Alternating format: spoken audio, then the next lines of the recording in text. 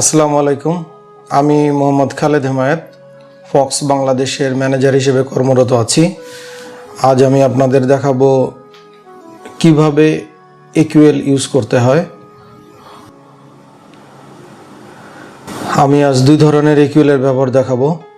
প্রথমটা ANSI AQL general inspection level 2 এবং আর একটা মিলিটারি স্ট্যান্ডার্ড 105D।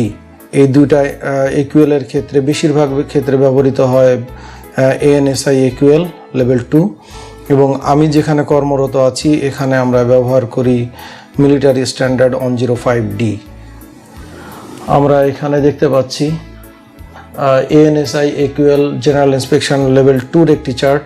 এই চার্ট অনুসারে দেখা যাচ্ছে এখানে রেঞ্জ 1.0 থেকে 6.5 পর্যন্ত দেওয়া আছে। এই চার্টের ফুল রেঞ্জ হচ্ছে 0 to 15 পর্যন্ত। আমরা যেহেতু জেনারেল ইন্সপেকশন লেভেল 2তে ইন্সপেকশন করব, এখানে বলে রাখা ভালো লেভেল 2 ছাড়া রয়েছে লেভেল 1, এটা কম্পারেটিভলি ইজিয়ার, এবং রয়েছে লেভেল 3 যেটা কম্পারেটিভলি হার্ডার। আজ আমাদের মূল বিষয় ইন্সপেকশন লেভেল 2। এখানে আমাদের ব্যাচ কোয়ান্টিটি বা লট কোয়ান্টিটি 5000 পিস। এই 5000 পিস অনুসারে আমরা ইন্সপেকশনের একটি মডিউল দেখাবো। 5000 পিসের ইন্সপেকশনের ক্ষেত্রে আমরা প্রথমে দেখব যে আমাদের এই 5000 পিস কোয়ান্টিটিটা আমাদের যে চার্ট আছে চার্ট অনুসারে কোন জায়গাটায় আছে।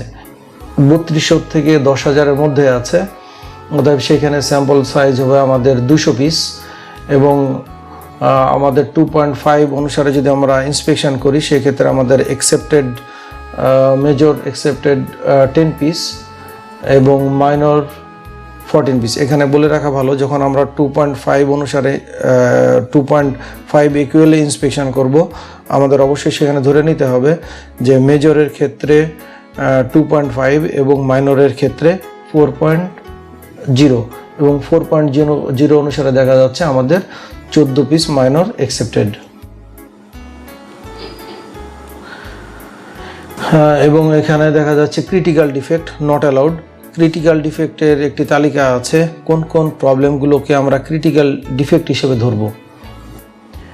এখানে আমরা দেখতে পাচ্ছি presence of sharp object or insects, broken needle, blood stain, broken button, mold on garment, loose trim and fastener, drawstring near head or neck in infant and kids wear, thread or trims which are extensively long or loose, missing suffocation warning level, etc. এই ধরনের সমস্যাগুলো সাধারণত আমরা critical defect হিসেবে ধরি।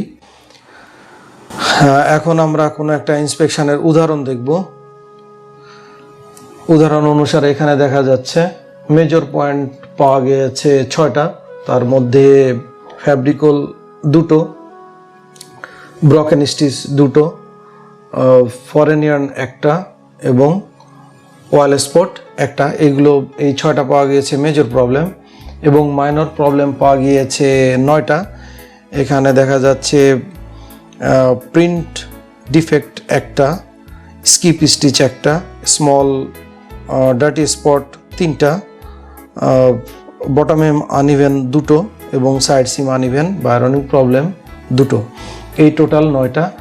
আমাদের ইন্সপেকশনের সূত্র অনুসারে দেখা যাচ্ছে আমাদের অ্যাকসেপ্টেড পয়েন্ট মেজরের ক্ষেত্রে 10টা এবং মাইনরের ক্ষেত্রে 14টা, কিন্তু আমরা পেয়েছি মেজর 6টা এবং মাইনর 9টা, অতএব খুব ভালোভাবে বোঝা যাচ্ছে এটা অ্যাকসেপ্টেড হবে। এরপরে আমরা দেখব মিলিটারি স্ট্যান্ডার্ড 105D অনুসারে কোনো ইন্সপেকশানে সেম যদি আমরা ইন্সপেকশনটা মিলিটারি স্ট্যান্ডার্ড 105D অনুসারে ক্যালকুলেট করি সেই ক্ষেত্রে রেজাল্টটা কি হয়। এটা military standard 105D sampling plan.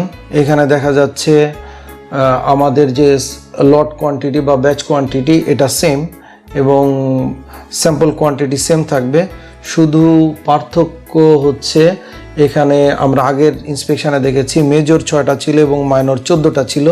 এখানে মেজর বা মাইনরের ওই ধরনের কাউন্ট হবে না, কাউন্ট হবে পয়েন্টে। প্রত্যেকটা ক্রিটিক্যাল ডিফেক্টের ক্ষেত্রে এখানে দেখা যাচ্ছে যে ক্রিটিক্যাল ডিফেক্ট অ্যালাউড। আগে আমরা দেখেছিলাম ক্রিটিক্যাল ডিফেক্ট অ্যালাউড না, তবে এই ক্ষেত্রে ক্রিটিক্যাল ডিফেক্টের একটি লিস্ট আছে, ওই লিস্ট অনুসারে যেগুলো থাকবে শুধু সেইগুলো ক্রিটিক্যাল ডিফেক্ট অনুসারে গণ্য হবে। ক্রিটিক্যাল ডিফেক্টের জন্য 9 পয়েন্ট, মেজর ডিফেক্টের জন্য 6 পয়েন্ট এবং মাইনর ডিফেক্টের জন্য 3 পয়েন্ট। এই পয়েন্ট ক্যালকুলেশন করে যদি আমরা দেখি এখানে যে অ্যালাউড পয়েন্টগুলো আছে এর থেকে বাইরে যাচ্ছে, সেই ক্ষেত্রে ইন্সপেকশনটা ফেল হবে। ক্রিটিক্যাল ডিফেক্টের যে লিস্ট আমরা দেখে নেই, হোল বা টিয়ার। এখানে আমরা আগে দেখেছিলাম যে সেখানে ফ্যাব্রিক হোল ছিল মেজর, কিন্তু এখানে দেখছি ফ্যাব্রিক হোলটা critical.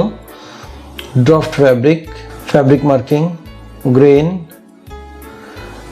wrong label or missing label, a needle swing hole, torn button or snap, trim not as specified, defective trim, garment with measurement deviation of over 4 cm from the specified tolerance, bag insert boxes not as specified, carton labeling marking not as specified, discrepancy between carton content and details of packing list, type B mixed with type A and vice versa। এবং এই ডিফেক্টগুলো যদি পাওয়া যায়, এই ডিফেক্টগুলো critical হিসাবে গণ্য হবে এবং প্রত্যেকটা ক্রিটিক্যাল ডিফেক্টের জন্য পয়েন্ট হবে 9। আমরা যে আগে ইন্সপেকশনটা দেখেছি সেম ইন্সপেকশন যদি মিলিটারি স্ট্যান্ডার্ড 105D অনুসারে ক্যালকুলেট করি, সেই ক্ষেত্রে কি হয় এটা আমরা এখন দেখব। অর্ডার কোয়ান্টিটি একই আছে 5000 পিস এবং স্যাম্পল কোয়ান্টিটি 200 পিস। এখানে দেখা যাচ্ছে 3201 থেকে 10000 পিসের লটের জন্য sample quantity 200 piece, maximum critical accepted 6 এবং অ্যাকসেপ্টেড পয়েন্ট টোটাল 63 এবং রিজেক্টেড 66। যদি 63 ওভার করে তাহলে সেটা ইন্সপেকশনটা ফেল করবে। Defect found in the inspection, এখানে ক্রিটিক্যাল দুটো, যেটা ফ্যাব্রিক হোল আমরা দেখেছি, ফ্যাব্রিক হোল আর টিয়ার, এটা ক্রিটিক্যাল।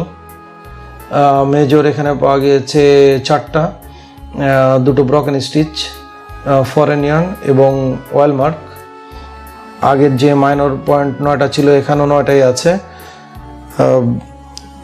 প্রিন্ট ডিফেক্ট একটা, স্কিপ স্টিচ একটা, dirty spot, small dirty spot 3টা, বটম হ্যান্ড আনইভেন 2টো এবং সাইড সিম আনইভেন 2টো।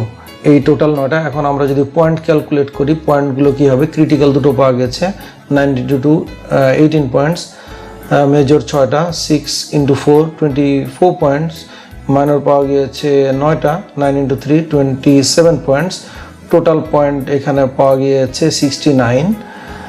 এখন আমরা দেখি এখানে আমাদের অ্যালাউড 63 আর এখানে আমরা পেয়েছি 69, অতএব আমাদের রেজাল্টটা কি হবে, রেজাল্টটা নট অ্যাকসেপ্টেড। তো আমরা এই দুটো AQL থেকে এটা বুঝতে পারলাম যে কোনো ইন্সপেকশান AQL এর পার্থক্যের কারণে সেটা ফেল হবে বা পাস করবে, এবং AQL এখানে টোটালি দুটো ভিন্ন ধরনের AQL ছিল। আশা করি আপনারা এই AQLগুলো বুঝতে পেরেছেন। যদি আপনাদের কোনো প্রশ্ন থাকে কমেন্টস করে জানাবেন, আমি চেষ্টা করব উত্তর দেওয়ার। সাথে থাকার জন্য ধন্যবাদ।